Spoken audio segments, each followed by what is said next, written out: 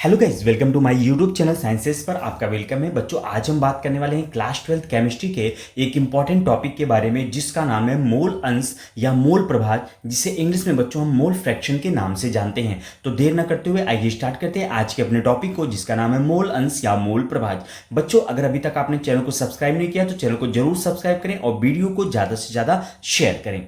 अगर हम मोल अंश की परिभाषा की बात करें, डिफिनीशन की बात करें, तो आप समझिएगा कि किसी बिलियन में उपस्थित किसी अवयव के मोलों की संख्या तथा बिलियन के कुल मोलों की संख्या के अनुपात को मोल अंश या मोल फ्रैक्शन कहते हैं। इतनी बात समझ में आ गई बच्चों? देखिए, यानी फिर से एक बार समझिएगा, कोई बिलियन है और उसमें कोई उपस्थित अवयव है, उसके मोलों की संख्या ले लेनी है तथा बिलियन की कुल मोलों की संख्या के अनुपात को ले लेना है।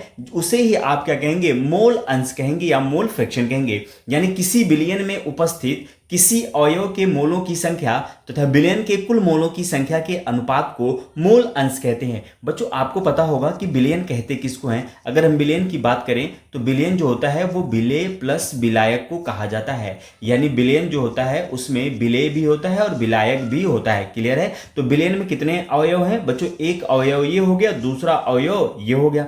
तो आप कैसे समझोगे? मान लीजिए आपको विलेय का मोल निकालना है, तो क्या बोलोगे? विलेय का मोल अंश। ठीक है, मोल अंश को हम x से रिप्रेजेंट करते हैं, तो विलेय का मोल अंश बराबर विलेय के मोलों की संख्या। ठीक है, विलेय के मोलों की संख्या बटे में विलेय प्लस विलायक के मोलों की संख्या। तो यहां पे देखिए, बिलियन किसको कहा गया है? विलेय प्लस विलायक। तो यहां पे विलेय प्लस विलायक क्या हो जाएंगे? ये टोटल बिलियन कहलाएगा और ऊपर जो होगा वो विलेय, यानी कोई एक अवयव है। ठीक है, तो यानी एक अवयव के मोलों की संख्या बटे में कुल बिलियन के मोलों की संख्या के अनुपात को आप मोल अंश कहते हैं। क्लियर है? इतनी बात समझ में आ गई।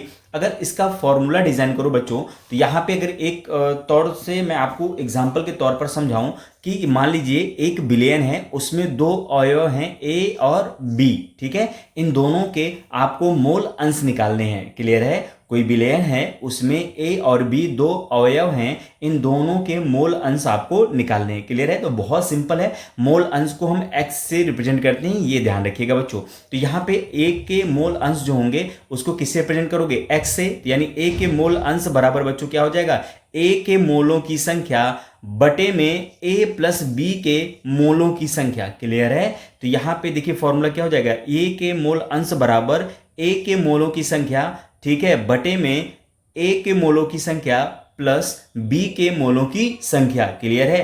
एन ए क्या है बच्चों? यहां पर ए के मोल हैं और एन बी क्या है? यहाँ पे बी के मोल हैं। क्लियर है? इसी तरह अगर आप बच्चों निकालना चाहें बी का भी मोल अंश आप निकाल सकते हैं, बी का भी मोल अंश आप निकाल सकते हैं। तो देखिए एक्स बी जो होगा वो बी का मोल अंश होगा, यानी एक्स बी जो होगा वो मोल अंश होगा। यानी मोल अंश को एक्स से रिप्रेजेंट करते हैं और बी का निकाल लो तो इसलिए एक्स बी हो जाएगा। ठीक है, एक्स बी बराबर क्या हो जाएगा? बी के मोलों की संख्या बटे में ए के मोलों की संख्या प्लस बी के मोलों की संख्या। क्लियर है? तो यहां पे ये फॉर्मूला बी का निकल जाएगा। इतनी बात आपको आई होप समझ में आ गई होगी। तो ये जनरल फॉर्मूला है, क्वेश्चन में भी नीचे आपको एक उदाहरण के तौर पर समझा दूंगा। क्लियर है? तो जैसे समझिए, ए के मोल अंश जब आपको निकालने होंगे तो ए के मोल अंश यानी एक्स जो होगा वो मोल अंश को रिप्रेजेंट करेगा। तो ए के मोल अंश यहां पे लिख दिया बराबर ए के मोलों की संख्या बटे में ए प्लस बी के मोलों की कुल संख्या। क्लियर है? वहीं पे अगर बी का मोल निकालना हो बच्चों तो एक्स बी से निकालेंगे। एक्स बी बराबर क्या होगा? बी के मोलों की संख्या बटे में